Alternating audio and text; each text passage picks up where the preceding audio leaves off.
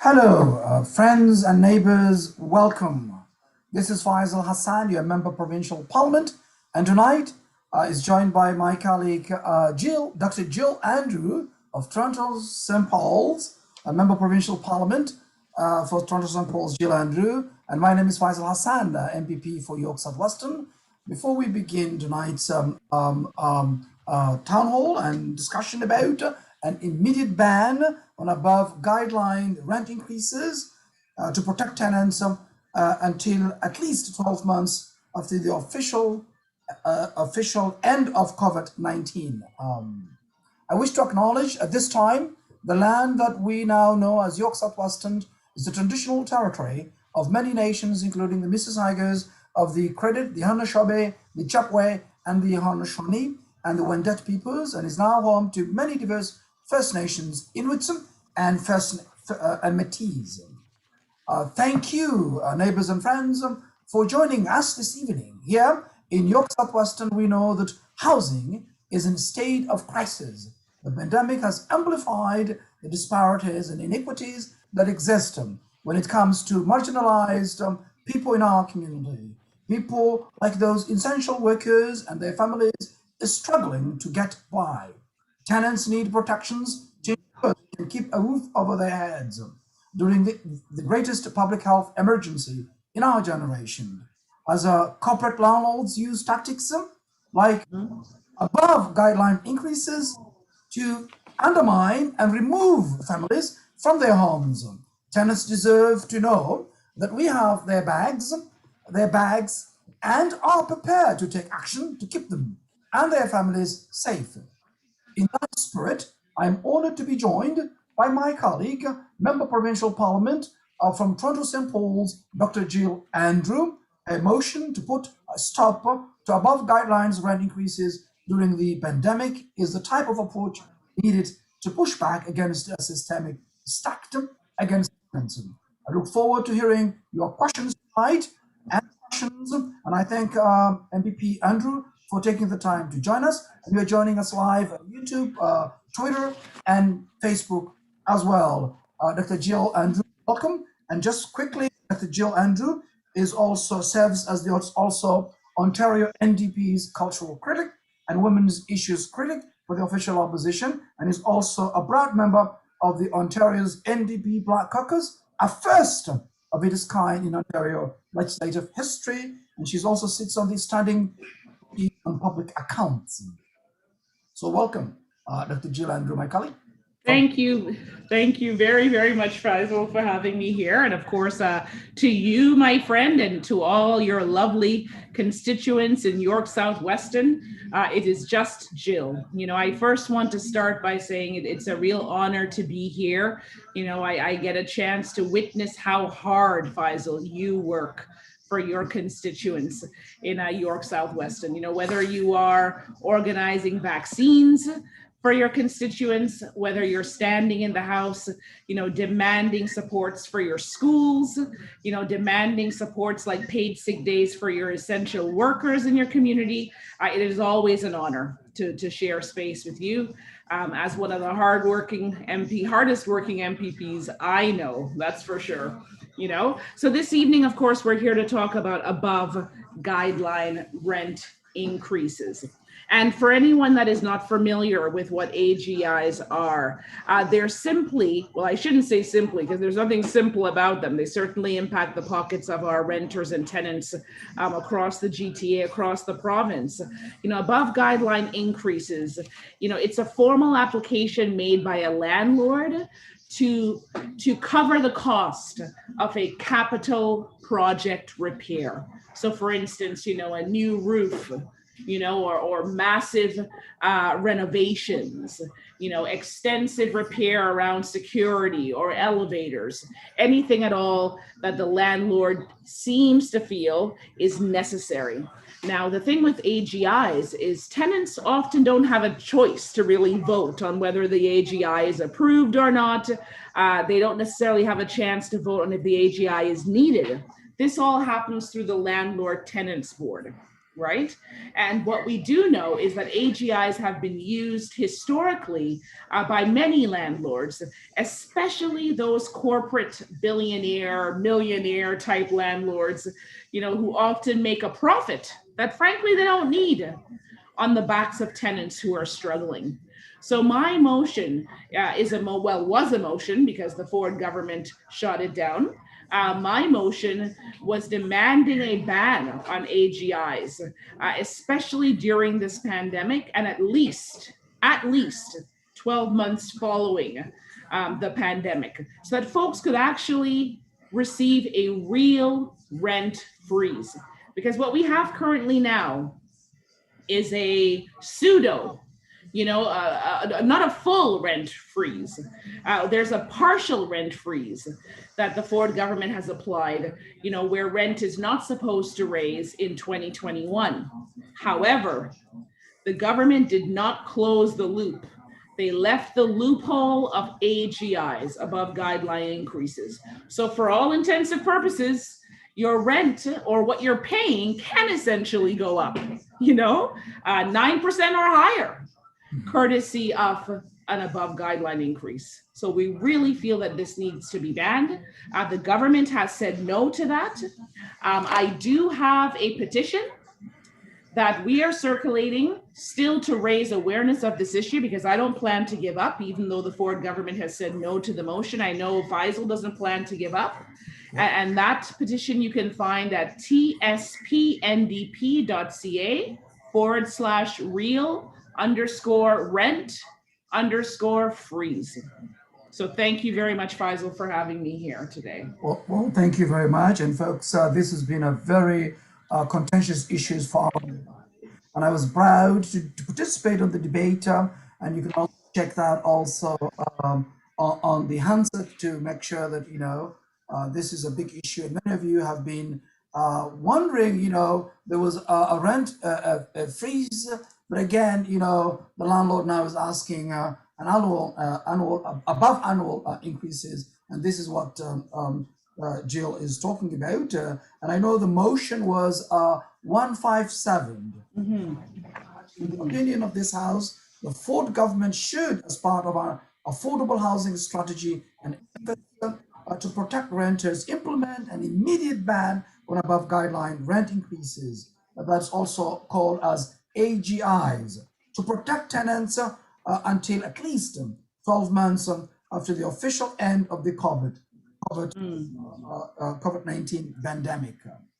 And folks, those of you who are joining us live, Twitter, YouTube, and Facebook, we're happy also to take and also your questions for me and my colleague from Toronto St. Paul's, Jill Andrew. And Jill, I know you have been fighting this, and you have also done a fantastic job also putting together a pamphlet about the crisis of housing.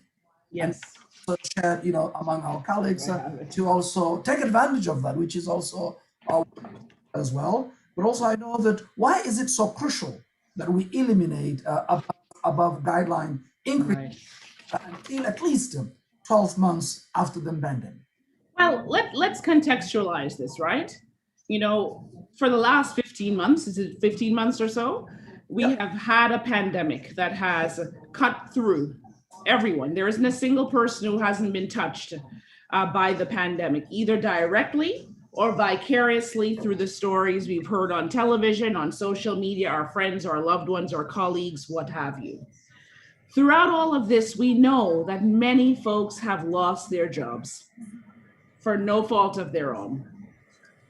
And many folks who are our essential workers, who are our single parents, managing 2-3 jobs to keep food on the table, many folks who are our BIPOC, especially our Black and Brown PSW frontline healthcare workers, many of them make up the tenants in our communities.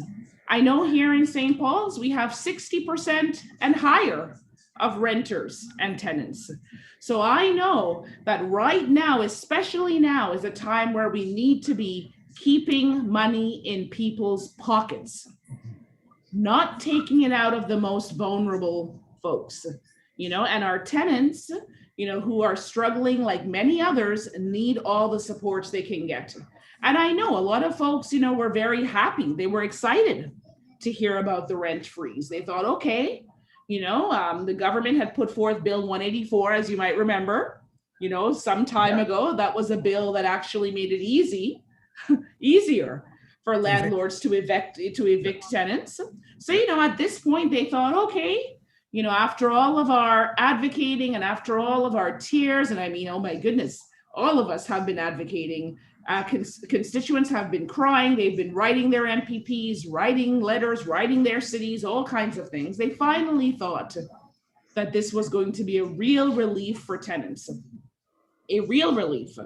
After living through the pandemic, where the government did not offer a rent relief, as you might remember, Faisal, we were calling for a rent relief very, very early on, for residential and commercial tenants. We were calling for utility freezes. We were calling for emergency basic income to keep our residents surviving during this pandemic. All of those were cast aside by the Ford government. So finally, folks thought, well, here's an opportunity.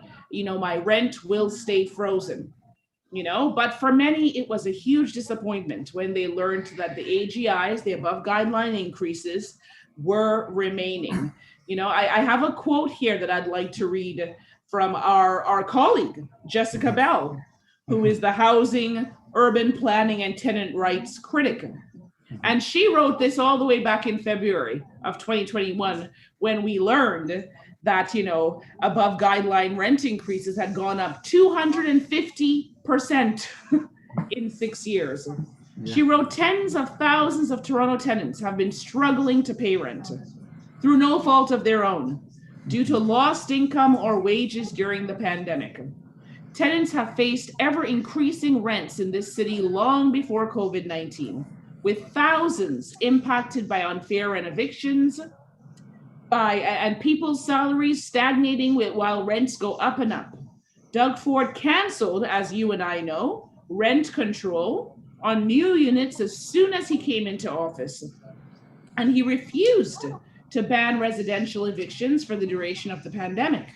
The government must stop putting the interests of corporate landlords over regular Ontarians trying to pay rent. I couldn't agree more with our housing critic. It's important now more than ever to keep our tenants, keep our renters, keep our community members as safe and as safe as possible away from gouging. And I want to make it clear, people have said to me, oh, but Jill, what about the mom and pops? Mm-hmm.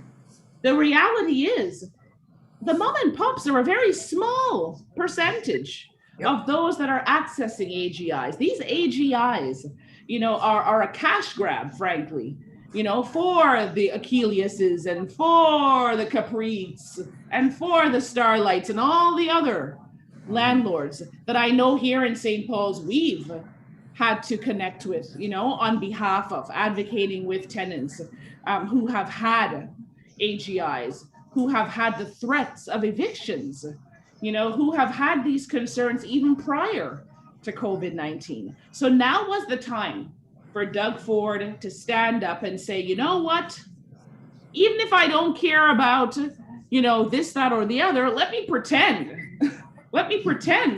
to appease Ontarians who are struggling right now and give them an above guideline increase ban.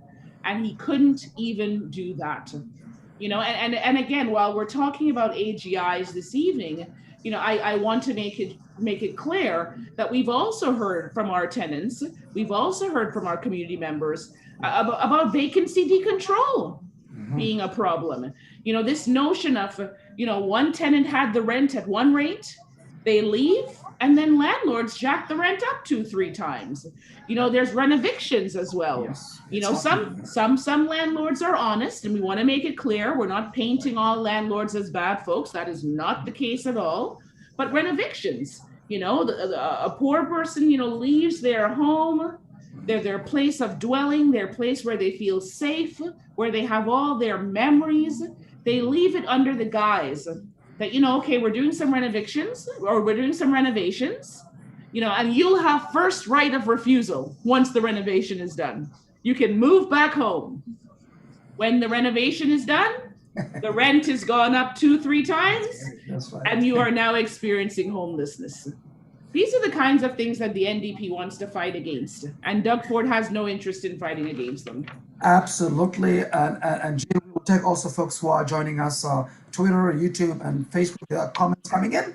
But I know I want just quickly say that, this crisis has begun in 1996, so 1994, 94, when the federal liberals have joined Junker Chair Martin, have actually said we have nothing to do with housing.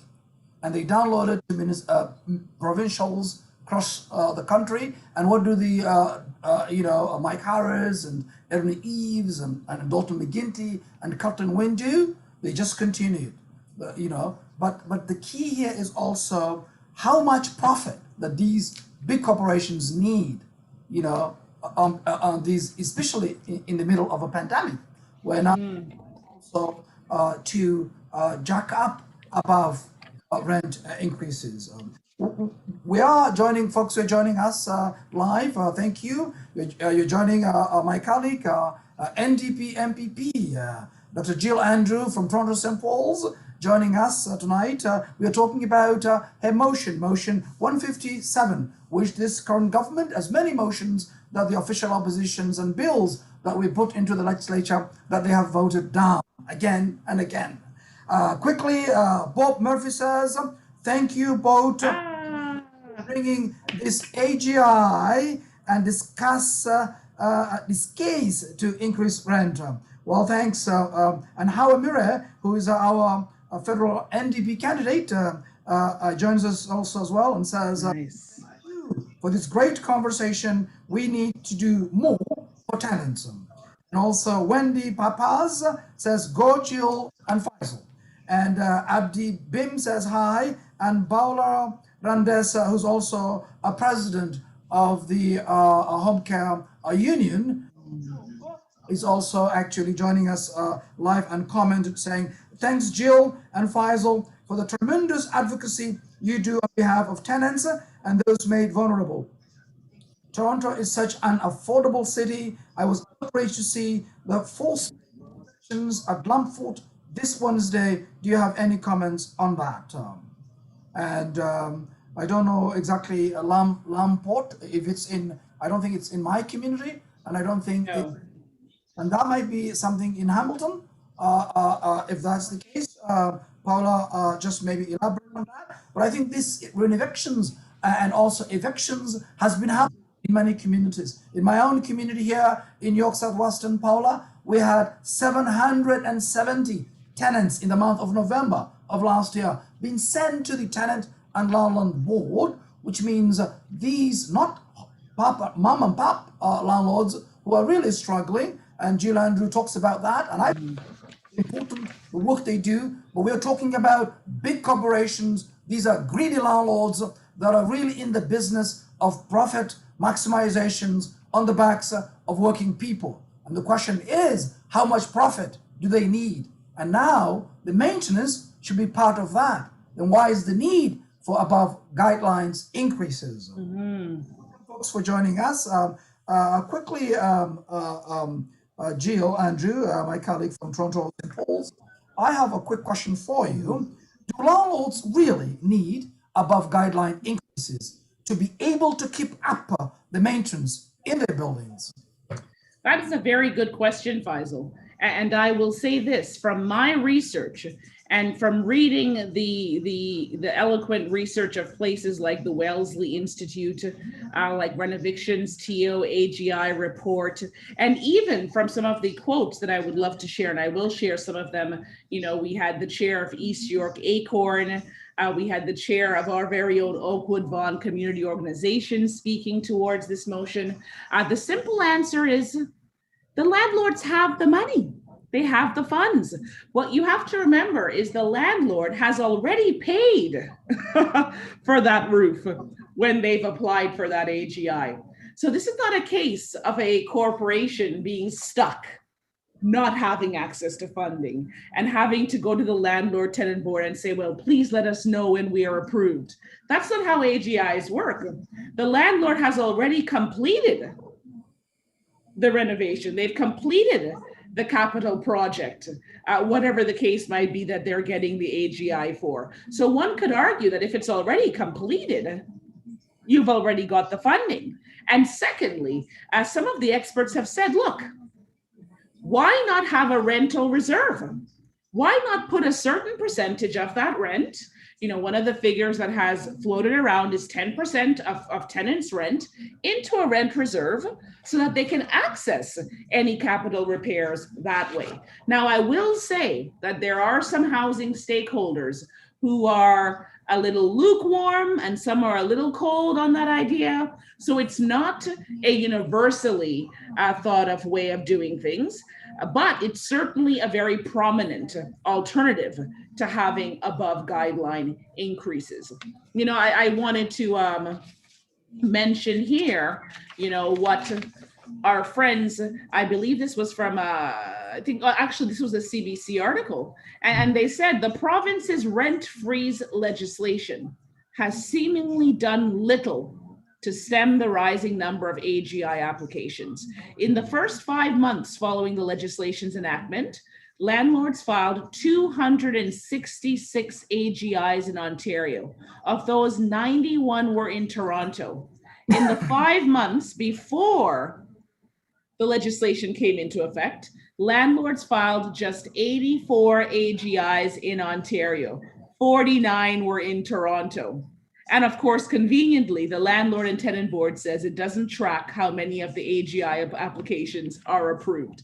Now tell me, if AGIs aren't a tool to incentivize landlords, what else are they? You know, we need to be looking at tenants' rights right now, not the interests of billionaire property managers. But again, if we look back at the past with this Doug Ford government, we know that there has never been, you know, a true housing strategy implemented by this Ontario government. There has never been a commitment to address the housing crisis in Ontario, certainly not for you and I here in the GTA. There's never been a commitment to address the homelessness crisis. I remember our colleague Rima Burns-McGowan, who has attended countless landlord tenant board hearings. I remember her standing on her feet at Queen's Park, demanding for the government to simply acknowledge that we were in a homelessness crisis. And the government denied it. You know, the government denied it. I know in our riding where we have several food banks, several, 6, 7, you know, hot meals programs, you know, drop-in programs, out of the cold, this, that, you name it, we've got it. We can't keep up with the need. You know, I think the Daily Food Bank had said there was a 200% increase of new clients using food banks. So obviously, now is a time when folks need help. We need to keep money in the pockets of Ontarians, our everyday Ontarians who are struggling, who are working hard, who are trying their best to make ends meet during a pandemic. And this is just not the way to do it, by not approving my motion. Doug Ford had an opportunity to show tenants that he was ready to move in a better direction. And yet again, he let tenants down and said yes to developers and yes to billionaire property managers. That's what this is about. It's not about affordable housing. It's not about affordable housing. Absolutely, absolutely. And these are a decent, hardworking of our who are struggling. And this crisis also, it's not only the last 3 years, it has also continued the last 15 years. Kathleen Wynne had also an opportunity, and they had an opportunity, but the Mike Harris and Ernie Eves and even Martin and Shankar Chair have said that this is the provincial responsibility. All what they did was just download a lot of things in the housing issues into municipalities, and now they haven't done also rent control for years. So now, even in the middle of a pandemic, a lot of people are worried about. And now they're trying, these developers coming to many communities, trying to basically evict decent, hardworking people. What options do tenants have then? You know, we have seen in movements now tenants getting together and organizing themselves. We also see that many landlords also, even though they claim above guidelines increases through the tenant and landlord board, but again, they don't do any maintenances at all. Exactly. Yes, and these are, if you visit these buildings, so who inspects them, Jill, about this matter? You know, they're going to the tenant and landlord board requesting above guidelines increases, but the conditions is the same. And every year, tenants are asked to pay more rent. Definitely visit and do more about this. I mean, how do we deal with landlords who are claiming, requesting that they have done something? Maybe they have paint in the front of the entrance, maybe the closest to the elevator area, maybe some sort of art, you know, in there, but nothing has been done into the units. Nothing has been done really, any drastic maintenance issues. But Right. we're going to pass to the tenants in that regard. Well, I think you've raised an excellent point. And the point you have raised is, you know, we, even myself, you know, I had been a renter for most of my life, even myself, you know, or should I say my adult life, I certainly wasn't renting when I was a kid or a toddler, you know what I mean? But the point I'm making is, you know, what exactly is a capital project repair? You know, is a coat of paint a capital project repair? It shouldn't be. Is hanging a picture in the foyer a capital project? You know, and it sounds silly, but a lot of tenants that I have spoken to, that is the kind of transparency that they need. They want to have a vote. They want to know what the AGI is for. They want to be able to be engaged and informed. And that's not too much to ask. You know, so when you say, well, what can they do? I mean, I have certainly, you know, referred people to Rent Safe TO. I have also referred people to the West Toronto Community Legal Services, to Acorn, to Unison in our neighborhood, and a big piece of the puzzle is tenants organizing.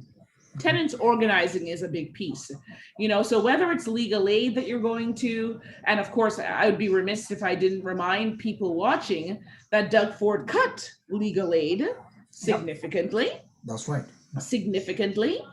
We know that Doug Ford has dragged his feet on filling vacancies at the landlord tenant board. So we know that also creates a bottleneck for tenants. Because if you can't get an adjudicator, if you can't get an answer to a question, you're even more left in the dark. But we also know that the Ford government started the virtual landlord tenant board hearings. And you know as well as I know that we have constituents in our community who don't even have internet, who cannot afford internet. We have constituents in our riding for whom English is not a first language. We have constituents in our riding who live with disabilities. So online virtual landlord tenant hearings are not accessible to all tenants. And that in itself, in my opinion, is an infringement on human rights. You know, but the first thing I say to folks is, who are you? Who is helping you to advocate? Of course, it can be myself as an MPP. When people come to me who are not in my riding, I sit and, you know, we try to figure out who their MPP is. We alert them to what's happening as well. But it's also about contacting legal aid. It's about contacting advocacy groups like Acorn, as I had mentioned, and ACTO, ACTO. You know, it's about contacting places like the Federation of Metro Tenants Association, right? People that can support you in fighting these sorts of AGIs, you know, and also tenant organizing. Tenant organizing is a key piece of the puzzle. I can tell you here in St. Paul's, you know, I'm thinking of Patrick Plested, I'm thinking of Liza Butcher, I'm thinking of Prophetess. You read people who, you know, have been so pissed off with what's happening before COVID. before COVID, whether it's rent increases, whether it's renovictions, whether it's having to go for long months without hot water or cold water, or just the simple disrespect of not having your email or your letter responded to by management. You know, people are having to come together and advocate, and there is strength in numbers, and people have one. People have one. Now, mind you, the landlord tenant board, from what I understand, tends to side with the landlord. They tend to, you know, disproportionately side with the landlord, but there definitely is strength in numbers. And I just want to make a quick note as well, too, while this isn't the topic of our discussion today. Another little scam, another little, way at silencing tenants' voice that Doug Ford is working towards, is this notion of fining tenants for recording and sharing their negative experiences of the landlord tenants board, and finding them upwards of $25,000. Now, give me a break. The government, the Doug Ford government, created virtual landlord tenant board hearings. Why would you not think in the 21st century that if someone is having a negative experience, that they're going to record it and share it? You should have nothing to hide.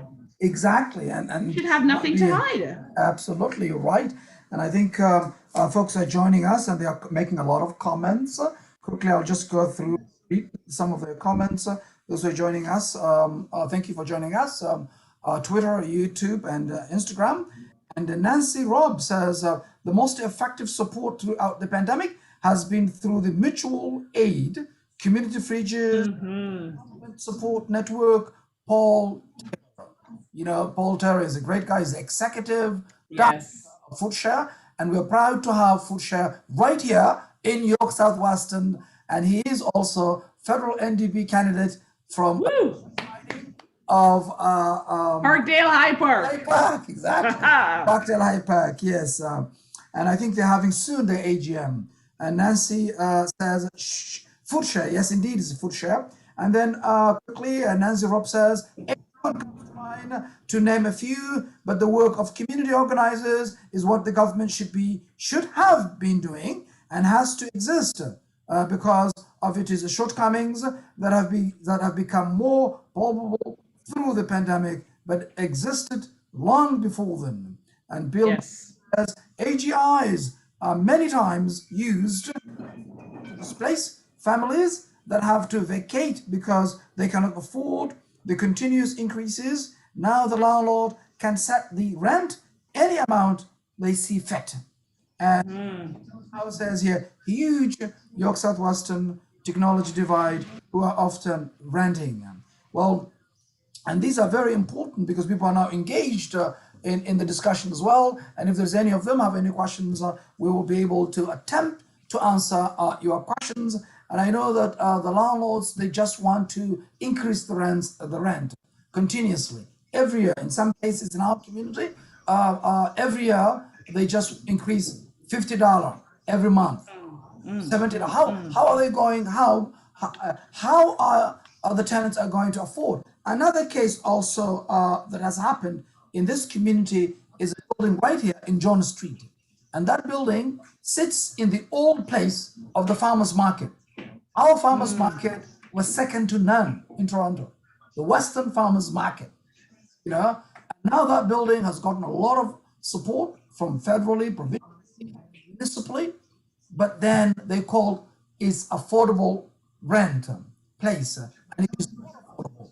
People are paying close to 2,000 something, and so on and so on. So this is also another thing we need to do is also to tackle the definition of what they term nowadays affordable housing. Yes. It's not actually, who can afford one bedroom for 200, 2,600, and this is, you are not in downtown.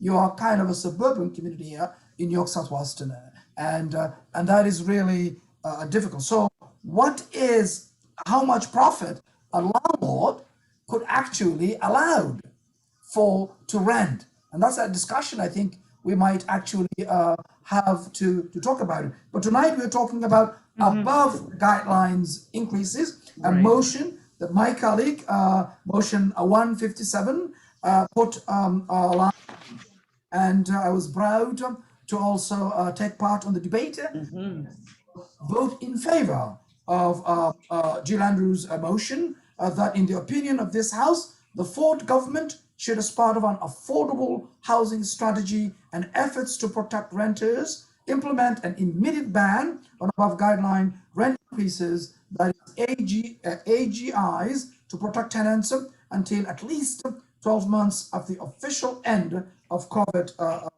pandemic. And quickly, Yes. before I turn to you, Jill, Janet Jones says, what responsibility should the Minister of Housing have in this?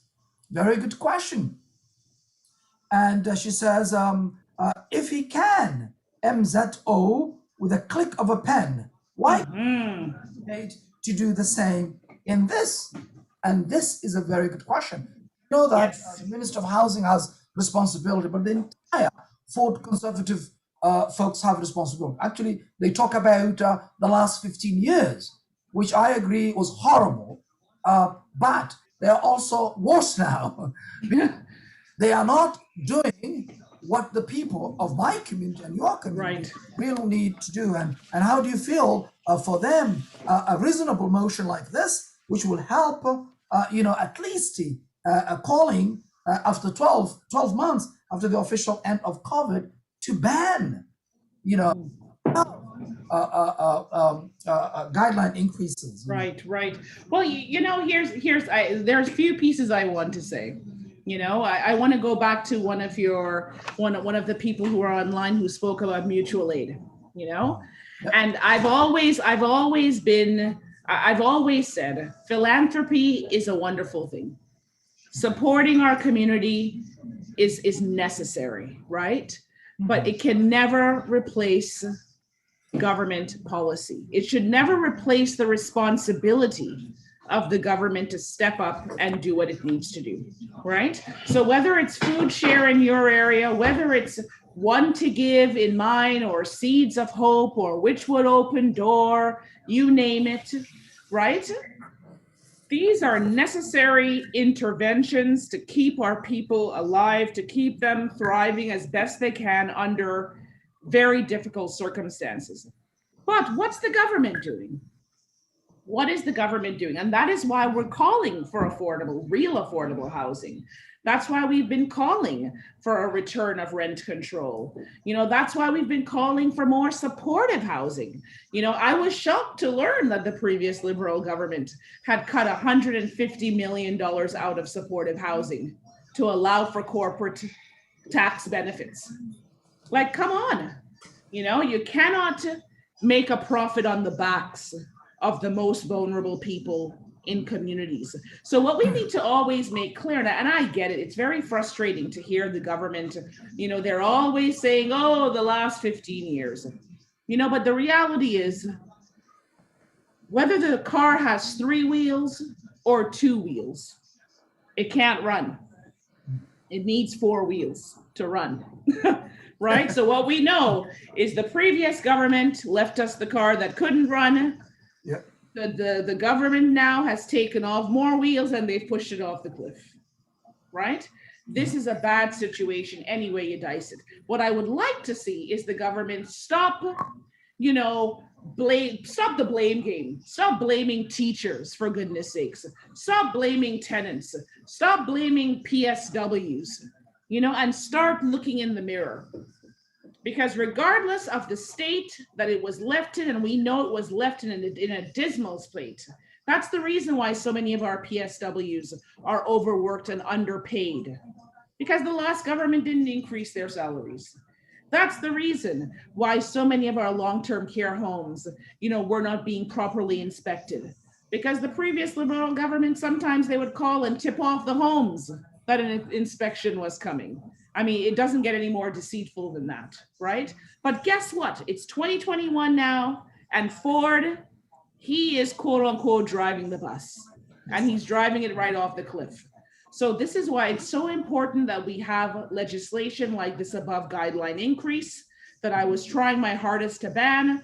This is why it needed to pass. And it was a real shame when the government refused to pass this piece of legislation and help tenants.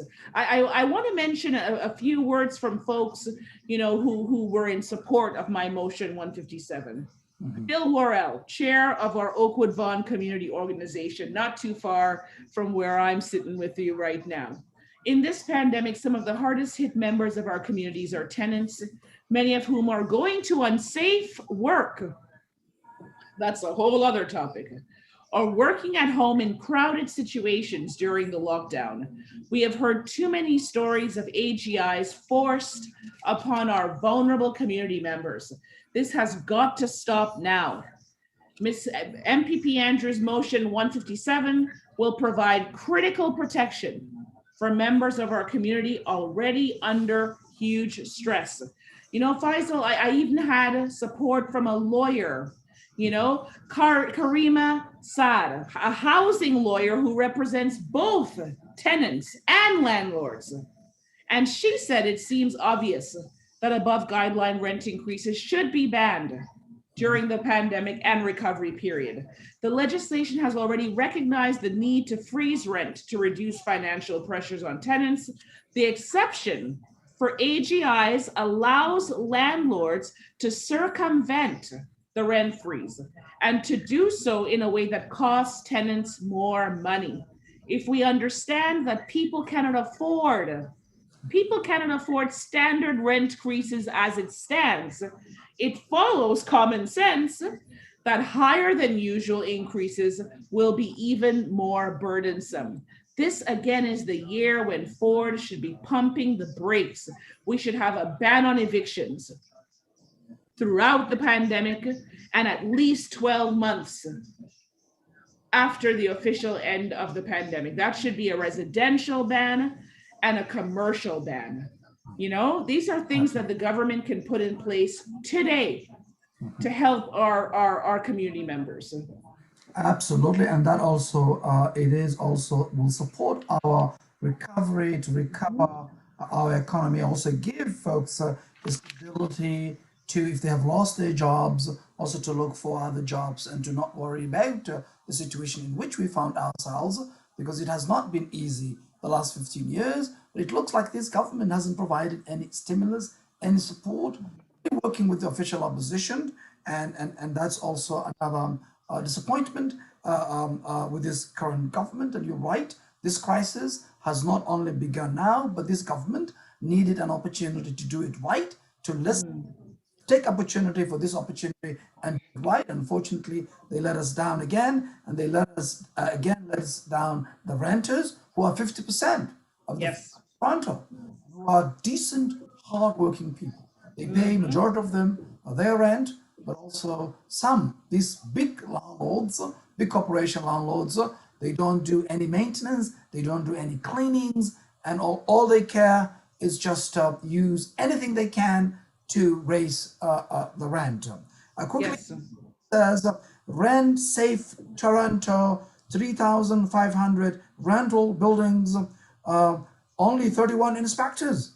Imagine 3,500 rental buildings, there's only 31 inspectors. This does not include, government housings, so forth and so forth, but private corporations, buildings, 31 people inspecting 3,500 rental buildings. Well, thanks, Bob, for sharing this. And this is also another underlying how this government and the previous government treats renters. And even owning a home at this moment, no one can afford to buy their own place, a community in which they grew up. And I know that we have a plenty opportunity to talk about the official opposition NDP's housing plan, which was excellent, which was launched a couple of weeks ago. But also quickly, Jenna Jones says, in those 15 years, just referring to the Liberal time that the Liberals were governing in Ontario for the last 15 years, and the BCs were governing the last 3 years, where the oppositions, yes, the BC were the oppositions, of course, and when they were oppositions, what they were saying, and they are not, they're now different party there. Those who were responsible to hold the government, the liberals, to account. The BCs failed as opposition and now as a government too. So quickly, Frank Kotner welcomes us. Also, the basement Bergen internet offerings are abysmal. Tenants deserve better offers for home internet with fast speed.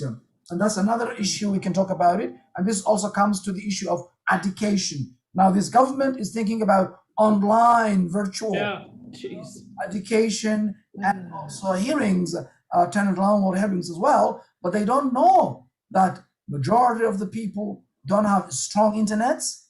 A lot of people cannot even afford some of these monopoly companies of internet access. So how do you do that? How do you create it affordable? So I don't above a guideline rent increases is actually causing more workers are difficult every year. For example, this year alone, from January 2021 December, the annual increases, which is 1.8%, was frozen.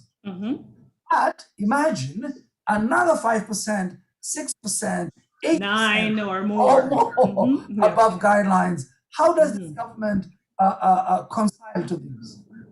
And that is exactly why I argued at Queen's Park the day when I debated my piece of legislation, that it is the government, and I can't say this in the legislature, but I can say it online. The government is lying to Ontarians. This is not a real rent freeze. What the government has in place now is not a true rent freeze.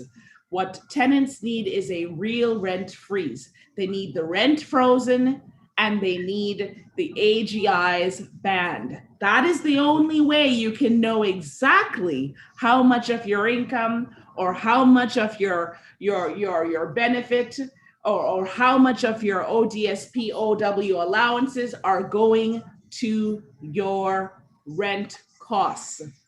The government is not being truthful with people. I know right here in St. Paul's, people are spending 30%, 50% and more of their income towards their home cost, their rent, their rent. This is not healthy. This is not healthy, because when you get into a tight situation, where does the medication come from? Where does the food come from? Where do the supplies to give that little son or daughter or whoever of yours a chance, right, in school? You don't have the extra dollars. You simply don't have the extra dollars. And this is why the government needed to ensure that my motion passed, to ban the AGIs, to support the tenants. Because again, it's important to reiterate, the landlords are not struggling. I guarantee you, these landlords that are buying up, that have all kinds of housing, right? We have, speculators buying up units, right? Units are sitting empty.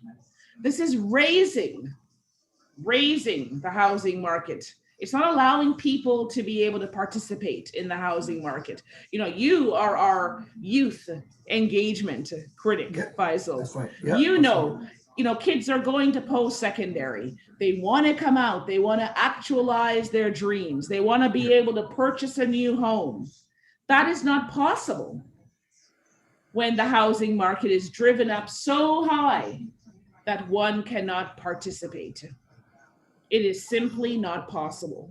And this is why, we have, our Homes You Can Afford platform that speaks to both tenants, it speaks to renters, it speaks to potential first-time homeowners about different projects, different plans. It speaks about having a cooling strategy. I'm sure you have this concern of yours in York Southwestern, where seniors and people who have respiratory illnesses they're cooking in their units in some cases without air conditioning, without central air conditioning. This is also a health crisis. Absolutely, it's a public health crisis, and also it's a failure of consecutive liberal and conservative governments. The style of housing have been neglected. One of the things I like about our housing plan is that it gives people options, options that addresses the crisis, tackling also flippers, billionaires who are just out of control, and no one, even the young folks who were born in any jurisdiction, cannot even dream to think of owning a home. So this is why I think it's important that we have a different direction and focus to protect tenants. And I think the efforts of my colleague of trying to also give some relief tenants who are worried about in the middle of the pandemic not to have above guidelines rent increases, which also soon in next year, then they will also add also annual rent increases, and also they will come up another way of again increasing the rent, and also Exactly. and some who have also been paying their rent all of a sudden found out they have an owner evicted, so some of these landlords also, not all of them, but some of them, they're in the business of trying to actually unfairly trying to evict decent and hardworking members of our community. And Yes. also we have witnessed here in York Southwestern. Quickly, Frank says, I was very fortunate to be given a Bell fiber optic outlet in 2018, but the rates are very expensive. I pay 85 per month for 500 megabytes fiber. And that tells you how internet is expensive. And might not be able to afford, sometimes is the question of food, as you said, medication or rent. And the rent is sometimes above 60%, 70%, and sometimes the whole of it. And Frank says, true, Jill, it is temporary. He's referring to the annual froze for the annual rent increases. And he says rents and home prices are also not reflective of the incomes. So we have a crisis. Yeah. A crisis, but we have the solution. The Liberals had enough years to tackle this issue, the last 15 years to do it right. They chose not to. And we see now this government not really tackling rent control, banning, above guideline rent increases. And I know that you will not give up. And you are fighting. Yeah. Absolutely. Absolutely. I want to go back to something that one of the gentlemen who you mentioned said, the cost of living is going up. That's right. But the incomes are not. I mean, look at our nurses. Look at our nurses, courtesy of Doug Ford. 1% salary freeze for nurses. Unacceptable. Right? Unacceptable. I don't remember the piece of legislation that the Ford government had put in, but a piece of legislation that was hell-bent on stopping workers. That's it. Hell-bent on stopping workers from unionizing, from being able to organize and create a union. When we know that unionized jobs, they're better paying jobs, they're safer jobs, they're healthier jobs, right? All of the pluses. And Doug Ford does not want people to have a voice. He wants to minimize workers' ability to organize, to negotiate their rights. This is not the kind of province that we need. It is not the province we need. And you're right, Faisal, we do have many of the answers. And, I want to be very candid in saying I don't have all the answers. But, I have community members You know, I have community members who have many of those answers, and they come to the table, they call me, I call them. We do Zooms. Some are public facing, like this evening, some are private, and we talk about what we need. We talk about, guess what? Where's the community land trust? Where are the opportunities, for community, for the municipalities, to buy land, to take back some of these apartments and make them into real affordable housing. We talk about all of these different things. There has to be ways in which communities can be supported as opposed to being pushed out. Because again, there's a lot of construction. There's a lot of construction that happens. There's a lot of development, quote unquote, that happens in our community here in St. Paul's. I'm sure it's happening in yours and others across our province. But these are not developments that are about affordable housing. These are not developments that are necessarily, supporting inclusionary zoning, right? These are developments that are essentially gentrifying neighborhoods. They're pushing people out, right? They're pushing people out because you cannot afford to stay in your community. When I think about, community spots in our riding, like Little Jamaica, the heart and soul, the heart and soul, one of the heart and soul for sure in St. Paul's, because I got a lot of heart and soul. I don't want to get any of my communities. Obviously, we love our full riding. Absolutely, yes. But, when I think of, certain childhood memories, you think of Little Jamaica. Mm-hmm. You think of the vibrancy, the heritage, the culture, the food, the small businesses, people happy, welcoming. You go there today, Faisal. Well, you know this because you are a friend of Little Jamaica. You're always there. Exactly. We share also the Eglinton crosstowns. Exactly. You've seen the mess. Yeah. You've seen the mess where this government and the previous government played hot potato.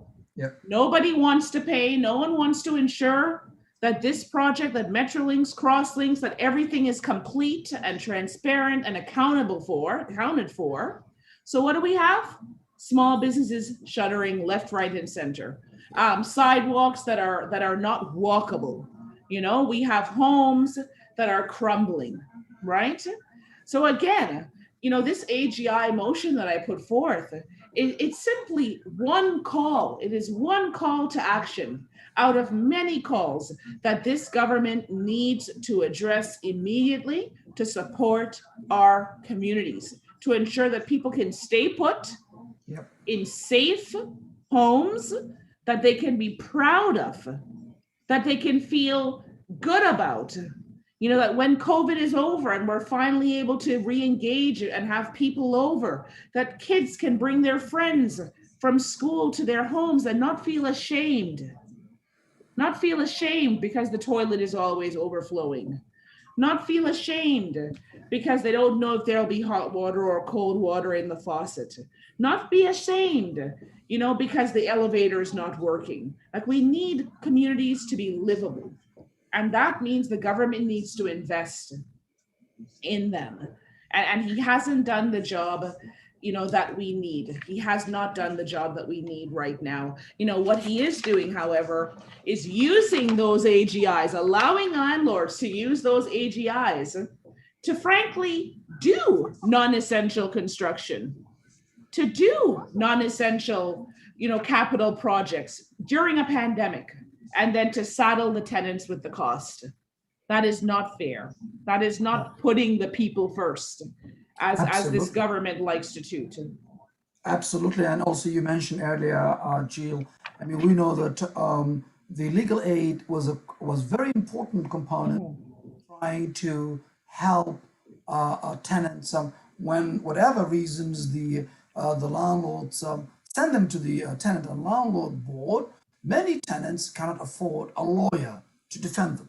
And these adjudicators or the tribunals, they require, it's a legal jurisdiction, a body that requires a representation. And cutting a legal aid, it is really hitting hard and trying to now, these folks, the tenants to show up alone without representatives. And most of the time, It's just also the Bill 184 we talked about many times. It also allows the landlords to simply have one side of trying to waive one side, tilting one side over to the side of the landlords, and which is not a fair system where you need a tribunal to actually give enough. If someone doesn't have a representation, Right. to provide so that person have equal to representation so that they have a legal understanding of that. And now we have so many tenants just see it an order issued, and now sheriff comes, and we've seen many cases in our community. The entire community comes up and says, "No, this is unfair." So are we going to wait the communities rise up and come up and have, you know, that kind of a movement? We can do it better. And I think it's now the time the representatives of the people and the People's Parliament to bring this issue front and center and make it. And I'm also want to thank you for actually putting this motion. And this motion really would have been very helpful to the tenants. But this government doesn't really get it because most of them they have never experienced of renting. You know, they live, you know, this big, you know, a different kind of stratifications and so forth. But also I want to thank another organization that also does a fantastic job, SIRA. Oh, yes. Accommodation. They really started early on, and fighting for housing discriminations, and continue to provide that kind of rights. But if these kinds of organizations are not supported, you know, in terms of lawyers representing people and providing legal aid support, you know, mechanisms in place, then how are we going to make things better? Well, and this is the thing. I mean, you've answered your own question. It can't get better if the government, you know, that we have refuses to listen to the needs of their community members. And that is why it is fervently important that Doug Ford be on his last leg and that next year be his last year, his last 6 months, quite frankly, as the premier of this province. It is crucial because it is only with Doug Ford being gone, I strongly believe, that we will actually see improvements. Now, of course, we are fighting hard alongside with community members. And I have to say thank you to those community members who have risen up, the community members who have formalized tenants associations. And by the way, if you're a tenant who's thinking, oh my goodness, how the heck do I create a tenants association? These are the kinds of things that your local MPP can support you with. It's the kinds of things that Sierra can support you with, ACTO, FMTA, ACORN, yeah. Exactly, your community legal aid service, any one of them can connect you with a quote unquote how-to, a 101 of how to run a tenants association. And the good thing is you can start small. You don't have to compare yourself to, you know, a tenants association network that may have been around for years. You can start small. It's really about the landlord knowing that someone's watching, that someone is aware of their rights or knows someone who's aware of rights and will advise the tenants. It's about the landlords knowing that they can't pull the wool. You know, they can't pull the wool over people's eyes and just do what they want. You know, there is an accountability body. And that's why the Tenants Association organizing is so important. But that is also why, you know, as we are elected officials, we need to work really hard to ensure that the government is not able to pass that piece of legislation that will allow them the power to fine tenants who record and share landlord-tenant board hearings of up to $25,000. That's Because that is absolutely unacceptable. I wanted to read as well too a wonderful quote from Alejandra Ruiz Vargas, the chair of East York ACORN. ACORN members have been fighting for a real rent freeze for a long time. So this motion is a dream come true for tenants all over the province. Allowing above the guideline increases during this pandemic is absurd for a government that is claiming to have delivered a rent freeze. The fact is the landlords are using AGIs to continue to increase rents and push out tenants from their homes during the pandemic, and it has got to stop. Acorn demands a real rent freeze with real rent control, with vacancy control, and fully supports this motion from MPP Andrew. And again, for those who may not remember, vacancy decontrol, one tenant leaves, the rent goes up to the heavens, and all of a sudden it's 2-3 times the cost. We need to control that. We need to boot out vacancy decontrol and have vacancy control. I want to also read Patrick Plested, the tenant advocate and chair of 100 Vaughan Tenants Association, not too far from me. As a renter and the chair of my building's tenants association, I strongly support motion 157 by MPP Jill Andrew to stop above guideline increases until at least 12 months following the end of the COVID-19 pandemic. This represents a critical step forward, a critical step toward keeping housing affordable for renters during the pandemic, many of whom are suffering from reduced income and an unstable job market and unsafe work conditions at this time. Pausing AGIs will also dramatically improve work from home conditions for many renters during the pandemic, as it will remove a major incentive for disruptive, non-urgent daytime construction work in rental buildings. I urge other members of the Legislative Assembly to lend their support to Jill Andrews' motion. You know, I want to make it clear again that this AGI is but one step. It is one step. And frankly, you know, I am in the belief that AGIs should be banned, period. Yep, I agree. But in this case, I thought I would try and work with our stakeholders, work with a government who never cares. So I thought, well, let me try and be strategic. Let me couch this as a COVID-19 response and recovery mechanism. Let me tell the government that it'll only be for the period of the COVID pandemic, at least 12 months following, while people are recovering. And even that, the government wouldn't budge on. So we have a lot of work to do. We're not going to give up. I'm certainly going to keep fighting. AGIs have been an issue for years. It's been an issue for years. You know, I had found out this statistic that I wanted to share as well. Okay. The Wellesley Institute had put together an AGI brief that highlighted the number of eviction applications for Toronto wards from 2012 to 2018, with my ward leading with 156 evictions. I guarantee you, if you look at some of those evictions and you look at the maintenance of those units, and you look at the number of AGIs that have been applied with those units, you might find a correlation. You might find, you know, some sort of a correlation in that. Absolutely. But this is a systemic issue. This is a systemic issue that needs to be addressed. Absolutely, and our own York Southwestern, November, in the month of November alone, we had 770 evictions into the tenant and landlord hearings. And for those who are just joining us, you're joining Faisal Hassan and my colleague, Dr. Jill Andrews from Toronto St. Paul's, Member Provincial Parliament for Toronto St. Paul's. And also we are talking tonight, her motion, which was last week, was defeated by the full Conservatives. They do not care about the tenants.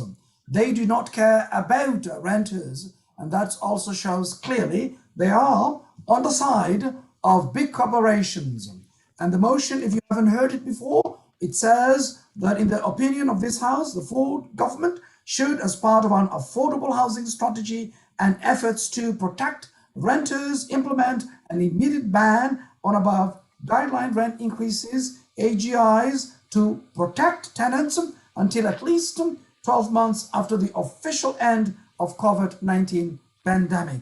Absolutely. Basically a reasonable motion which puts into the, you know, the global pandemic that we are in, and people are struggling. And we know also the story of these landlords.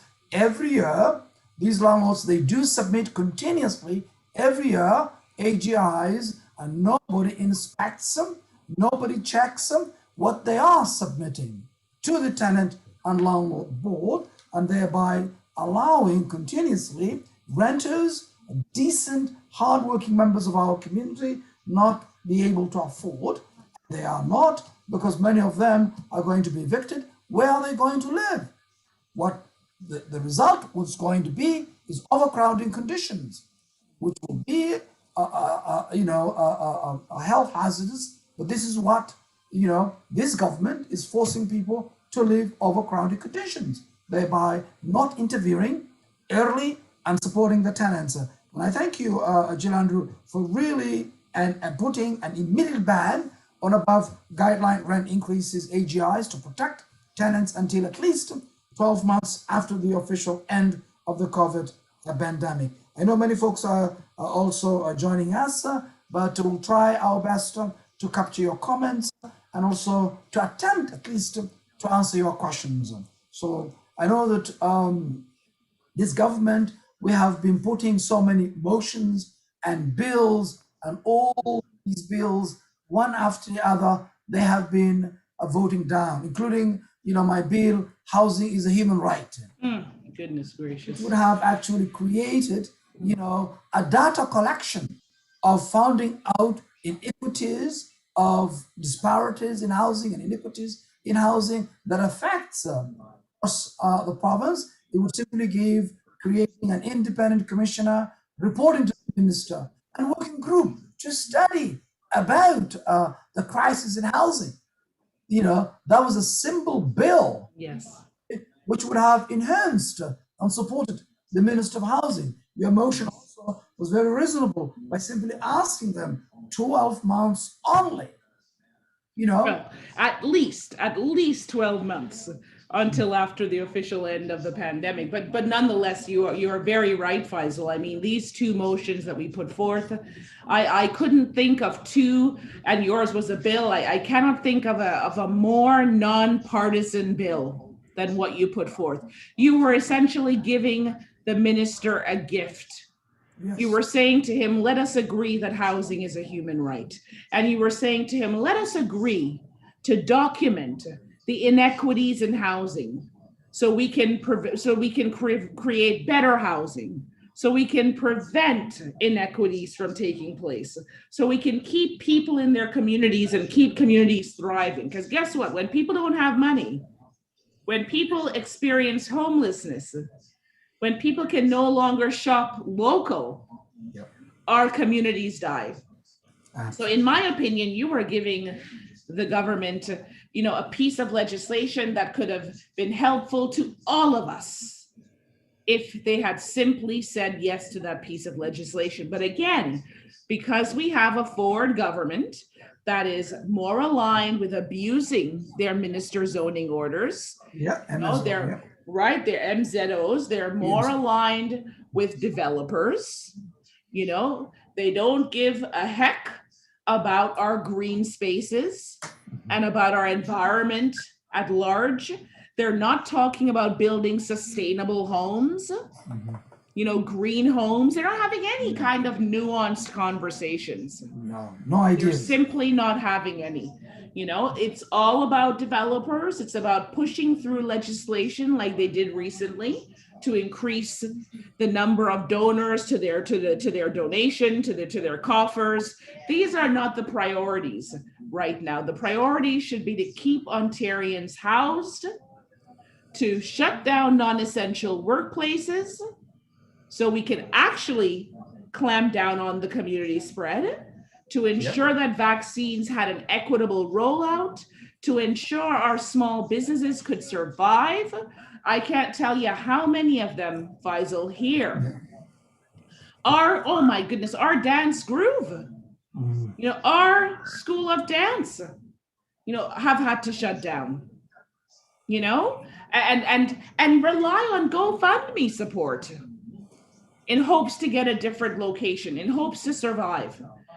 Our programs, our businesses shouldn't have to close down because the Ontario Small Business Support Grant Program, support program that the Ford government has in place has a terrible eligibility that penalizes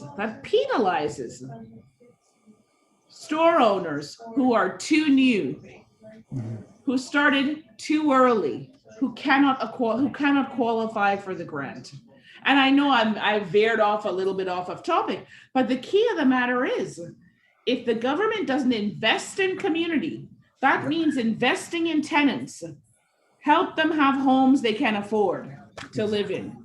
Invest in tenants, invest in businesses. If you don't invest in us, we can't invest in our communities. It's a ripple effect. Absolutely. It's a ripple, and I would be remiss if I didn't say that ending those AGIs would have been especially helpful to our constituents who are on ODSP, OW, who are living with disabilities. I know you do it, Faisal. I do it too. Delivering meals to some of our seniors who are socially isolated, who are stuck in their homes, and other people, because it's not only seniors that are stuck or socially isolated. So many people are living with disabilities, and every dollar counts. Every dollar counts. Many of our injured workers here in St. Paul's, they've been deemed by the WSIB, for goodness sakes. Shout out to MPP Wayne Gates and all the work he does in the Niagara region and across the province. They've been deemed into jobs that they cannot make a living in. But they too are being screwed over by above guideline increases. They too are being screwed over by rent evictions and by vacancy decontrol. They too are being screwed over by speculators that are running amok and buying up all of our units. That's why we want to have a speculator and vacancy tax. That's right. That's why we want to have a tax. That's why the NDP is calling for this. We are calling to help people live, and not just live, not just survive, but to thrive. To thrive, Absolutely. It's painful. It's painful to watch. No, absolutely, Jill, and thank you for saying that. And I know that this is not only an issue in Toronto, it is province, as you mentioned, our colleague from Niagara in the Lakes, they're also fighting for this issue. Many people are fighting this across the province. It's an important issue, but also an issue that has been neglected. We have to talk about the history of it. It started the federal government under the Liberal John Crochet and Martin, and then also Mike Harris, Erin Eves, Dalton McGuinty, Captain Wynne, and look where we are today. The Ford Conservatives, and they cannot even understand at least 12-month banning AGIs after the official end of COVID-19 pandemic. And that's what we need to fight, and we need to, I would like to also share with you, Jill, a really happy story, when the community now, they're getting together, and these landlords are trying to evict them. And we have cases like that. And now the neighbors are coming together, and they're trying to prevent, they're getting involved, and this is what people have been subjected to now, because that unfairness, injustice, inequities, systemic, that is forcing tenants to be forced out into their homes, into their communities. This is becoming an outrage. And because people are really relating to their neighbors, we have now had several successful prevention of evictions of tenants in our community. But it has to take the entire village, the entire community coming to really prevent this unfairness. And we need the government, the people's house, to tackle this issue and say, We don't have to involve everybody in the community to come out and say this is unfair. You know, a case in point was a father with single father, you know, raising, and he had paid all his rent. He had all the money. Still, they wanted to evict him. But finally, the good story is that he has been prevented, and everybody is happy. It was a win-win situation, but it required the entire community coming together to the rescue, and that's Right. why we think it's important the government legislated reasonable laws that supports the community and puts people first. It is absolutely, and I remember that. I actually remember that case that you're talking about. Congratulations to your community for standing tall and fighting that. Congratulations to you for your support of that advocacy. It was definitely a good news story, Faisal. You know, I think now it is very easy for us to feel down and out. You know, the government's inequities, the inequities that the government has created, they are done by design. And the government, in fact, is hoping that tenants will be so apathetic, that they'll be so down and out, that they will not want to organize, that they will not want to call their neighbor or email or phone, socially distanced, obviously, because of COVID, and inform their neighbor of what is happening. The government doesn't want people to strategize. Just like they don't want workers to strategize. That's why they're always interfering with workers' rights to unionize. You know what I mean? And workers' rights to a safe and healthy workplace. It's the same thing that they're doing with tenants, right? But tenants are stronger than that. You know, even in the worst of times, I have seen organizing. I have seen organizing in my community. You know, I think about the fight one over on Winona, you know, a wonderful community, you know, in our Oakwood village. The fight one for air conditioning, simple things, you know. At the end of the day, your landlord cannot, if a air conditioning is in your unit and it's part of your rent and you've been there 20 years, they can't all of a sudden decide to start charging you for the air conditioner. This is illegal. This is ridiculous, yeah. This is illegal. It's in your lease. It's part of the arrangement. It's part of the arrangement. It's part of what you're paying for, you know? And a lot of these pieces of legislation, you know, whether it's a crooked landlord or whether it's a crooked premier, they are depending on you not knowing your rights, you know, and that's why I can't speak high enough about, you know, whether it's our local legal aid services, whether it's, you know, the community health center over at Unison, you know, whether it's your community engagement office at the city, whoever it is, whether it's Acorn, whether it's ACTO, whether it's Sierra, whether it's FMTA, whoever it is, reach out for support. And if you're lost, you can also reach out to my office. You can reach out to Faisal's office, and we can support and help connect you with folks who, you know, are professional housing advocates, you know, who know the inside and outs of the legislation and the law and your rights. So you don't have to feel alone because they're counting on you giving up. Absolutely. They're counting that's, and you know, Faisal, you know this, and I know Bob Murphy knows it very well as he's talked about rent save TO. They will count. They'll sweat you out. They won't fix your maintenance in your unit. They will leave the disrepair in your unit in hopes that you'll get tired, you won't have any fight left, and then you will leave, and then it'll be made into a fabulous suite. And the rent will go 2-3 times through the roof. This is just not it is not feasible. It is unconscionable. You know, when I think about how hard, you know, our community members in TCHC buildings have been raising the alarms about disrepair.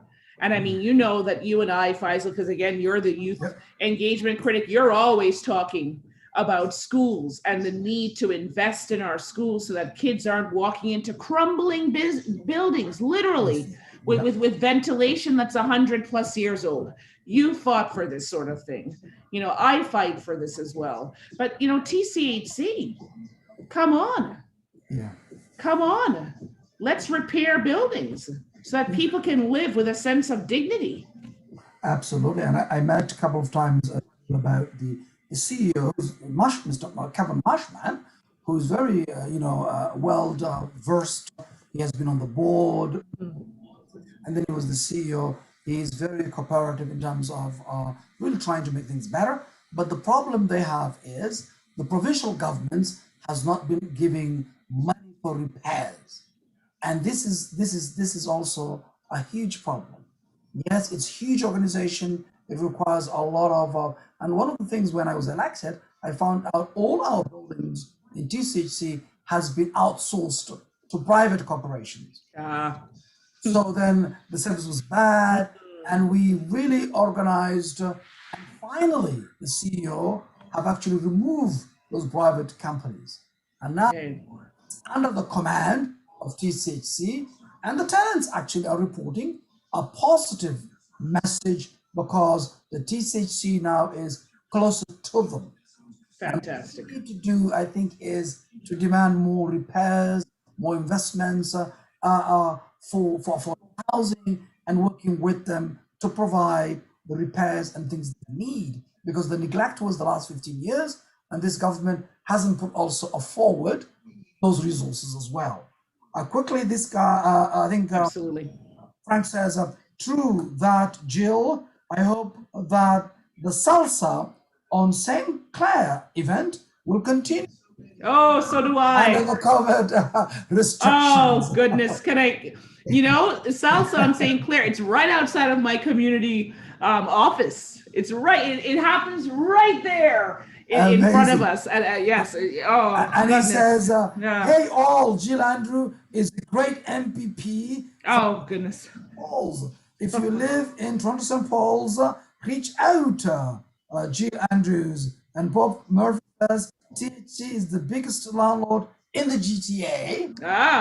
Other facts, information about TCHC. And I think one of the mistakes they've made many years, and this was also part of the, they downloaded to municipalities.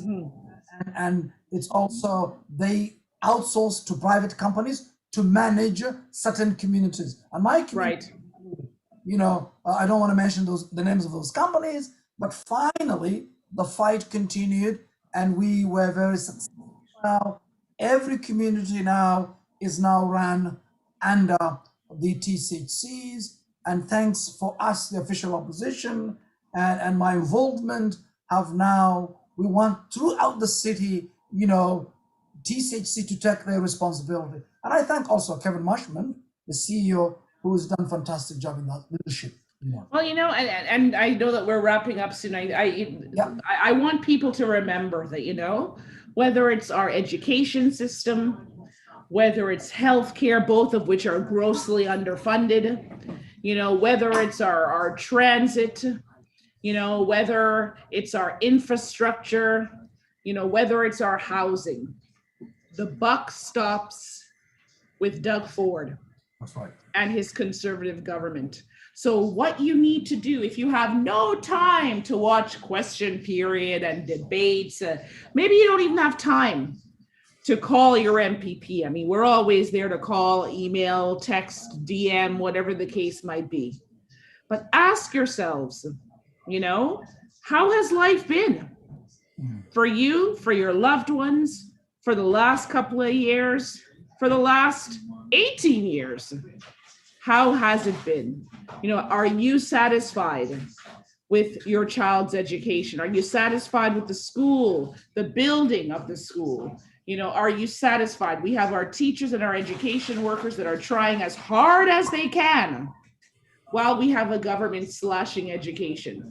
We have our healthcare workers trying as hard as they can while they're under-resourced and understaffed. We have our public transit operators trying as hard as they can while the government has cut hundreds, almost $1 billion from our public transit. You know, our municipalities aren't getting adequate funding from the provincial government. They're not getting adequate support. You know, so then we see the situation ballooning in our shelter system. So I want everyone to know that these issues are interconnected. They're interconnected. Nothing can happen. Nothing can happen if you don't have, you know, Maslow's hierarchy of needs, the basics. And one of the key basics is having a home that is safe, that is healthy, that you can feel secure in, a home that you can have pride in, because from that, everything else can grow.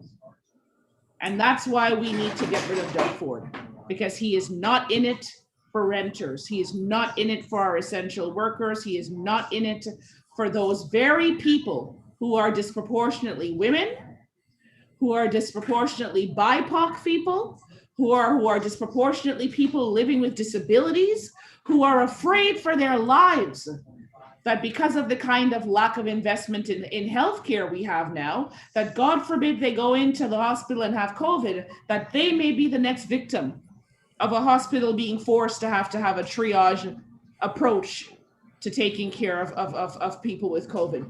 The buck has to stop. It has to stop now, and Doug Ford needs to take responsibility for the most vulnerable people in our community. So thank you very much, Faisal, for having me here to speak about above guideline increases and to talk about equity, because that's really what we're talking about, is equity and inclusivity, you know, and social justice for all.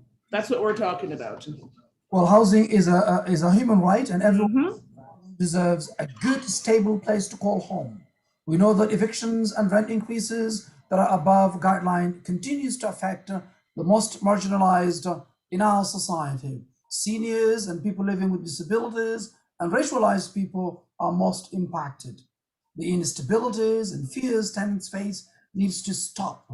This government has a majority, and they just need to be willing to put tenants first and realize that by making housing affordable for all Ontarians, we can help our economy and contribute to making Ontario a desirable place to live. For joining us for this important discussion, and thank you to my colleague, Member Provincial Parliament, Toronto St. Paul's, Dr. Jill Andrew, for her leadership on this vital issue for our community and Toronto St. Paul's and entire province of Ontario. Thank you, and thank you to all of you guys. Thank you, everyone. Goodbye, York Southwestern. See you soon. Goodbye. I hope. See you I hope. soon. Yes, see you soon.